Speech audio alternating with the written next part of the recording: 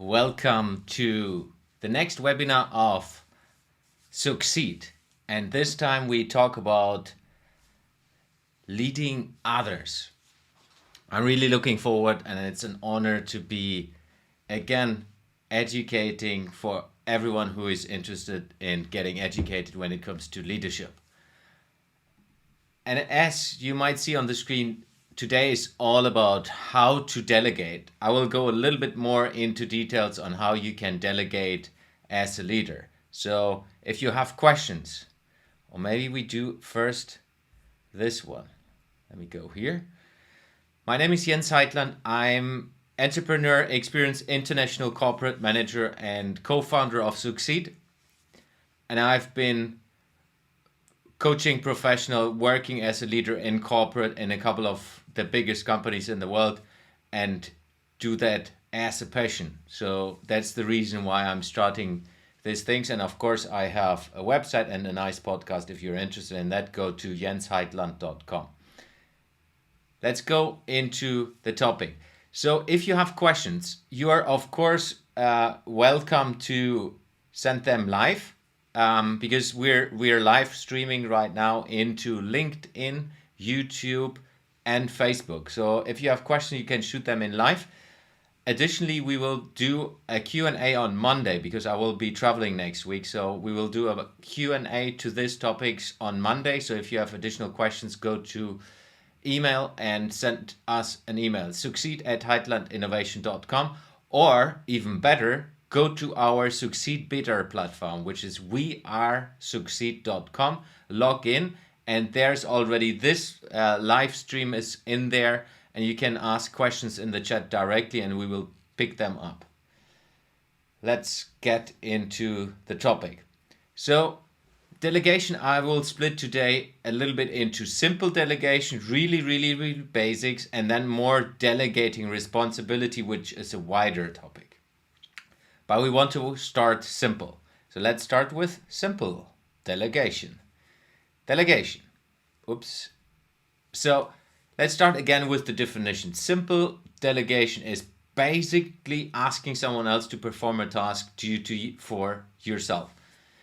I'm assuming now in everything what we're doing today that you are a leader, or you're seeing yourself as a leader and you're kind of delegating a responsibility, or delegating in this first part a task to a team member.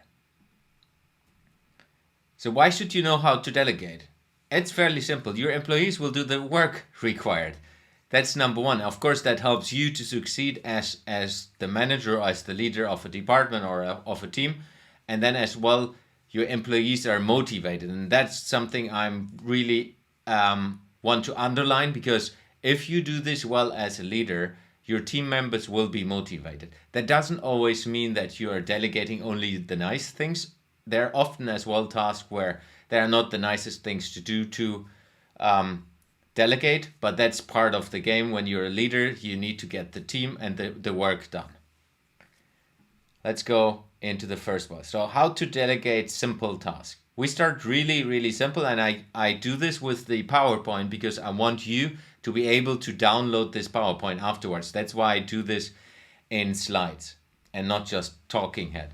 So starting off, this is a little checklist which we have started. So ask yourself the following questions before you even start delegating.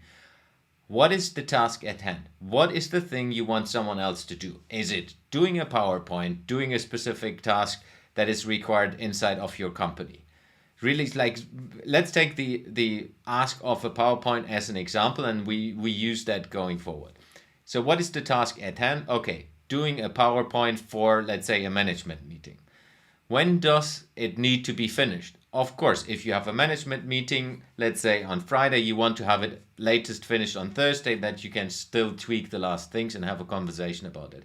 And of course, get yourself prepared to be able to present it. What is needed to finish the work? Of course, it's needed that the person has access to PowerPoint or whatever tool you're using, like really basic understanding of what is required. The person needs to have time.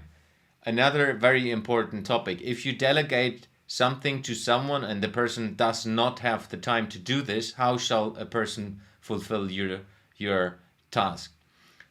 And then what does success mean? Success mean and that's where you need to be very, very specific, going into details, and we go into that when we go into the next slides. What does success mean? Is it okay? We have finished the presentation. It's in a nice format. It's in the required folder, and you can basically pick it up from the folder structure, or whatever you define is success in this. And then who from your team can do the work? Most of the time you have several people that could be doing, if we take a simple task like the PowerPoint, and then who of your two members could do the work? And then you decide, okay, it's maybe 2-3 people, and then you go to the next level. And that's why I have a little gap in between here. It's like, who would learn something by doing the work? It's not always required to put the task to someone who is the best in doing it, but as a leader, you have as well the possibility to motivate people with delegating a task, for example, as an important presentation for the management team. And then who will volunteer to the work anyhow? So that's often what I distinguish as well, because you know your team members already, and then it's often that they say, yeah, you know which person will anyhow say, yes, I will do it. But for you, it's then after this, you decide basically, okay, I've now thought it through, and now I know whom I want to delegate it to. Let's get into the next step. Delegation, slide 1. So it's basically specifically in the first time. Of course, if you have been working together for a couple of years, then there's a routine in this.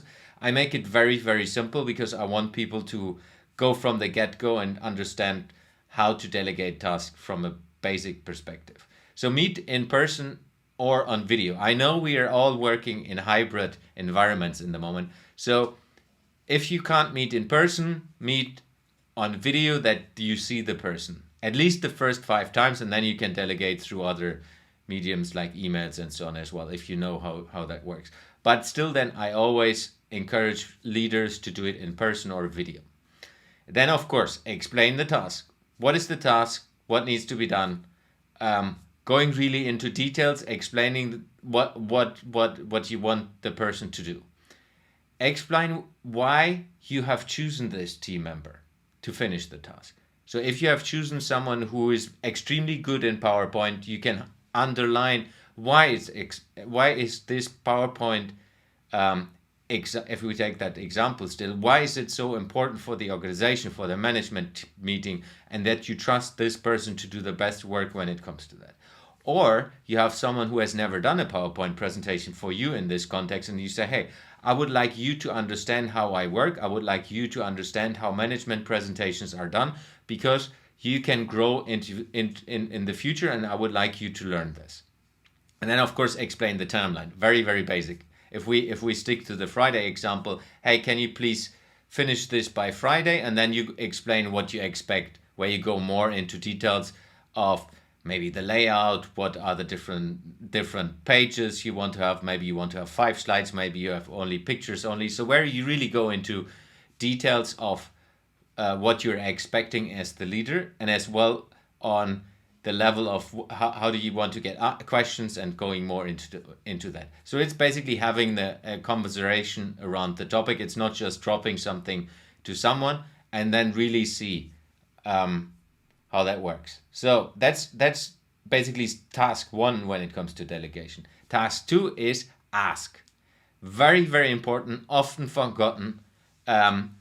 And I've done it as well, but I see it with other leaders. Ask if your team member understands the task. Very basic. You need to make sure that the person is understanding the task. And again, bear in mind, and we have had it in leading yourself as well, depending on which cultural context you work, there are different cultural norms on how you interact with managers. I have worked in cultures where people are just doing what you are saying because you're the manager. And it's very important that you make sure that the person understands the task. It's different if you work in Asia, in Central Europe, or the US, if we just take these 3 complexities. So make sure that the person understands it. And then as well, if the team member needs anything additional, do they have the right resources to be able to finish that? And then you agree on How often would you like to get an update? Do you want to get a draft every day? Do you want to get an update when the first slide is done so that you feel how the design works? Whatever is appropriate for you. And then as well, how would you like to get updated in more details? Really understanding of how you will engage with your team members. And maybe if we take this example with getting someone who has never done it for you, maybe you want to have an update more often than with people who have done it. And then as well, agree on how you move on.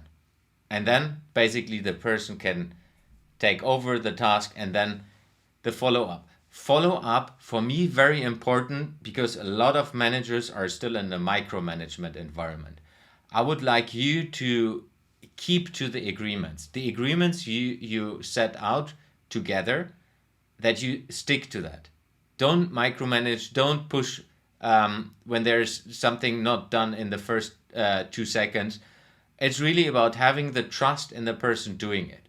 Of course, you need to make sure, but that's a leadership part where you need to say that from the beginning. If you say, I want to get an update every day because I'm a little anxious because it's an important presentation, that's all fine. But then say it from the beginning so the person knows what to expect. And then as well, let the person do mistakes. We are often always trying to avoid all the mistakes that can happen and then go into a micromanage mode. Don't do this, because people doing mistakes will learn from the mistakes. Of course, you need to make sure in this example, if let's say if you have a week to finish the presentation, to be able to present it on Friday in the management meeting, then do you need to make sure, if you have never worked with that person in that way, that you set the deadline a little bit earlier, that you still can maneuver if there's something completely wrong. So that's the basic. And then of course, after the work was done, you do a review. You have a conversation on, was the task done in time and quality as agreed? What went well, what didn't well, really having a conversation around this, and then from both sides giving feedback. You are asking the team member of, hey, tell me what went well, what didn't went well. But you as well give very, very clear feedback. As better your feedback is to the point, and maybe we do another one which is only about giving feedback. That's a good idea. But it's really very clear that the person understands what was well and what was not well, so that the person can take the learnings to the next level. But as well ask the person what you could have done differently. So what should you do differently next time when you're delegating a task? Because it's also for you as a leader an opportunity to learn. An opportunity really to go into, how do I increase my efficiency and my effectiveness as a leader? So that was the simple.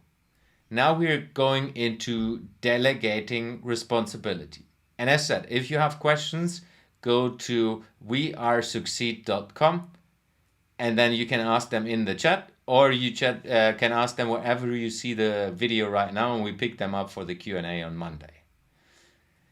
Definition of delegating responsibility, that's the wrong slide. It's basically, it's really all about getting people into the understanding of how do they take the responsibility you have delegated. Responsibility is a wide thing. That's why we go a little bit wider in this topic in more details, is understanding what the total responsibility of an employee in your organization is.